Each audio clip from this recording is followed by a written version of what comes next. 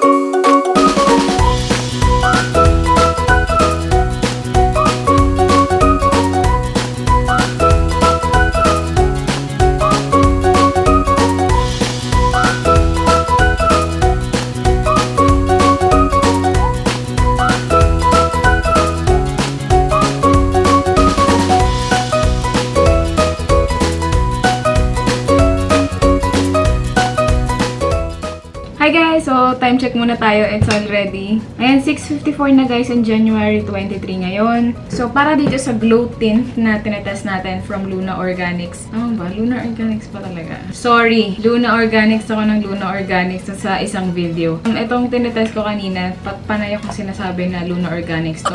Unicorn Dream nga pala to. Okay, Unicorn Dream na brand and from, yun nga, Amisha Cosmetics. Wala kasing nakalagay na Unicorn Dream dito. Direct to the point muna tayo. So, availability. Saan nyo siya mabibili?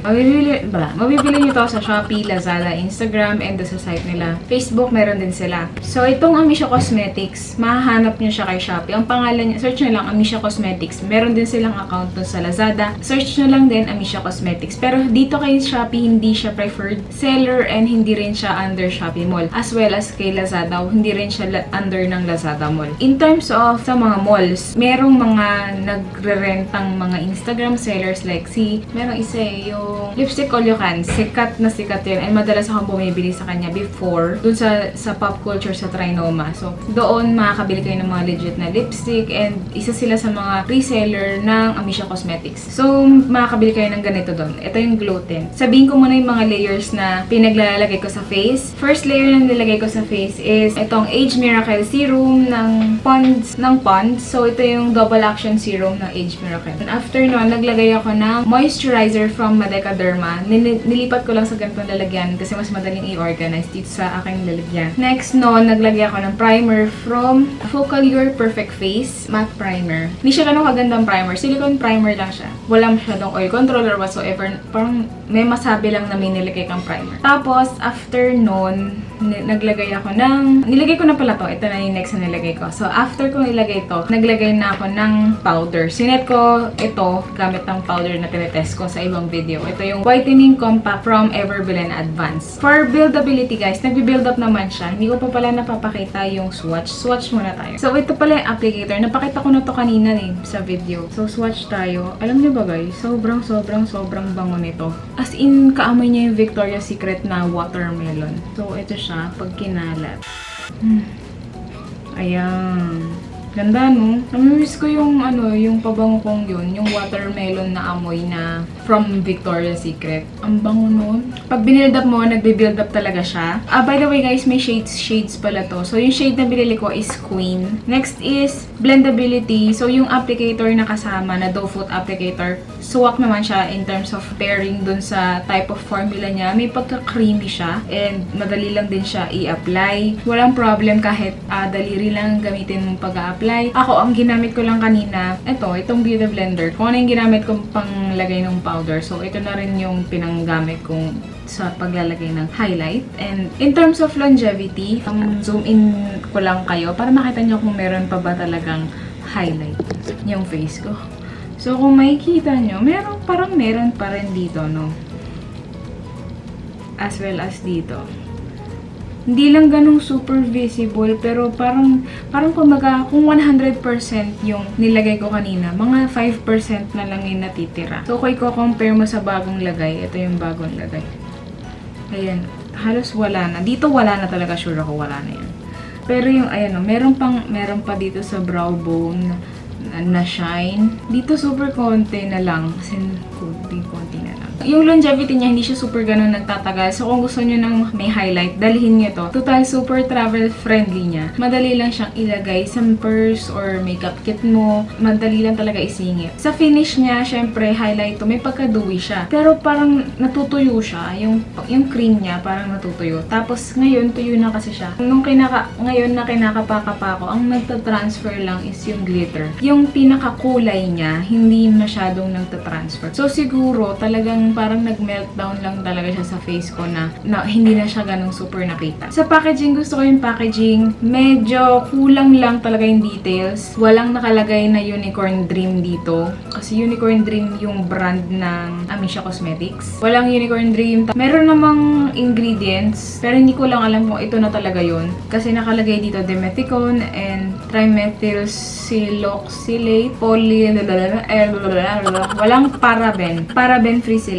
Wala yung icons na hinahanap ko na ilang months siya mag-expire. Wala. May nakalagay lang yun, yung ingredient, shake, apply, and glow. Tapos may nakalagay meron palang icon, 6 months sa pan-open siya mag-expire. Exclusively manufactured for Amisha Cosmetics, Los Baños, Laguna, Philippines. Glow Tint, Liquid Highlighter. Yun yung product name. Queen yung shade na binili ko. Pero merong other 3 shades. In total nito, 3 shades siya, which is yung Angel, Goddess, and yung Queen. So, yung Angel, yung shade na yun, may pagka-pearl yung shade niya. Nakalagay dun sa description. Tapos, meron siyang Goddess, which is goldish yung shade. And itong meron sa akin, Queen, which is yung bronze. Bagay itong shade na to sa mga morenang katulad ko. Malakas lang yung ilaw, kaya hindi masyadong obvious na morena. Kulang lang, wala dito yung manufactured date. Yung icons, yung ibang icons, kung paraben-free sila, cruelty-free, mga ganong klaseng icons. Kasi alam ko ganon sila, pero hindi siya indicated dito. Price point guys, 100 pesos each sila. So, okay lang yun. Pero medyo konti kasi yung ganito. Ang konti tapos 100 pesos. Pero anyway, okay naman yung quality. Wala naman akong side effect na nangyari. Okay naman siya. Quick drying siya, oo. And then, pero may quick drying siya, pero may time kang to blend basta na hindi pa siya tuyo. Medyo, siguro parang mga 5 minutes dun siya natutuyo. Lightweight siya sa face, of course. Since cream nga pala to, kapag ka-in-apply mo, ito, yan. Yan mismo, medyo matagal yan. Pero yung mismong parang micro glitter na kasama dun sa cream, yun yung mas nagta-transfer. Kasi yung butil nun, mas malaki, mas madaling mag-transfer. Kung i-compare mo dun sa cream. Sa scent, yun nga, amoy, hindi ko lang alam dun sa ibang dalawang shade, pero itong shade na to, ang amoy nito is watermelon ng Victoria's Secret. Hindi ko lang alam kung ano yung hindi ko lang alam kung ano yung scent name nun, pero yung amoy watermelon, yun. Alam nyo na yun, sikat yun eh. Texture and formula, creamy side siya, pero thin yung formula, hindi siya thick. Smooth naman siya pag in-apply. Yung shade range, nabanggit ko na kanina, transfer proof, medyo, mga 80% transfer proof siya. Pero siguro yung pigment lang yung nauubos, ganun. Waterproof medyo din, and smudge proof medyo. Kasi ito, diba, kita nyo naman, itong swatch na to, pinang-blend ko, is itong finger na to. At ayaw mawala yung pinakakulay. Nandun siya sa lines, nag-set siya sa line. Ayan. So, hindi ko lang alam kung kita nyo dyan, pero meron pa rin gold dito sa finger na to. Kahit anong smudge ko. Ang hirap i-focus. Walang dragging effect habang ina-apply ko. Smooth lang yung application ko. Hindi siya sticky kasi nga mabilis naman siya matuyo. Hindi rin siya patchy at the end of the day kasi parang nag-fade out lang yung pigment. Yun lang yung pinaka-straight to the point ko. So, all in all, okay naman tong product na to. Kung gusto nyo magtagal, idalhin nyo lang to. Or kung gusto nyo, doble-doblehin nyo yung patong-patong dyan para magtagal talaga siya. Tapos patungan nyo na lang ng powder, parang lalabas is glow from within. Okay? Maganda rin yung ganong klaseng effect. So, ayun lang guys. Pero yung sa ilong talaga, officially, ubus talaga yan. Dito may konting-konti pa. And meron pa rin dun sa eyebrow bone something. Yan lang guys. So, hindi ko na papahabaan yung video. All in all, okay naman tong product. Worth a try naman siya and 100 pesos lang naman. So, yun guys. And if ever may gusto kayong product na pa-review, just comment down below. Also, check my social media accounts dun sa description box below. And if you like this video, please hit that like button and please subscribe to my channel. So, see you in the next video. Bye!